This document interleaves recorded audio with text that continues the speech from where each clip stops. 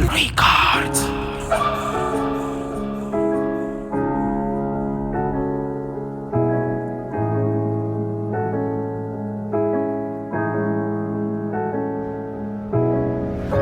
Tandremo fanondrapina karatra mena, manapakoatra mipepe mahazo karatra mena.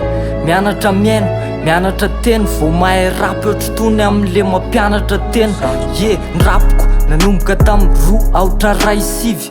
Vao nanomboka defa hip-hop ray valizy noetiko. Tao amy studio ka 10 record za tam'izany mbola zao efa taon'ny rap kozatra kely.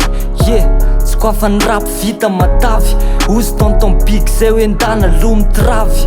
Rima alohany amoana, za tsy hoe mialona namana. Vela kosa aloha manao rapinjaza. Ye, maika nalaza de zesy tandray natao bobaka be mihoatra ny vazo. Ye, aotra ny valiny aza matahotra valy. Fa tsika anaty rap mavita mamono mafata tera koatra mibala. Areto ny taly ipeta couple ray. Atomboko am'yeye fa tsy amin'ny anarandray. Izany anarandry avia timba maka fifana. Rimana texte flow anananay. Tandremo fanondrapina karatra mena, manapakoatra mipepe mahazo karatra mena.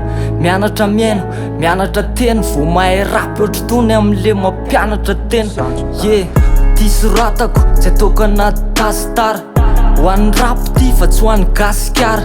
Tsy hovagadona satria tsy maiko stara. Fa tiako ny rapy, tiako ny ady ataoko tsara karakara. Anaty studio ka mikirakira, alefasiny cœur fa za andatsaka veb dur. Sûr ho ampakafy tsy niala tero sy vorakoraka na de kely fotsy niara. Ye, za refi rap tsy adiniko ny flow, tsy adiniko ohatry ny anaran'le tena bro. Tsika vo intro defa mama trop. Taloha na vo intero fa zao za vo rap intelo. Oela velany rap real, tanàna tsisy anazy ohatry ny tanàna tsisy ville. Ohatry ny hoe loka tsisy will. Ndray androany tsy maintsy ho tafa ny rapiko de tsy maintsy asitsika taofo mitapy be. Tandremo fanondrapina karatra mena, manapakoatra mipepe mahazo karatra mena. Mianatra miaino, mianatra teny, vao mahay rapy ohatry tony am'le mampianatra tena. Manigasa.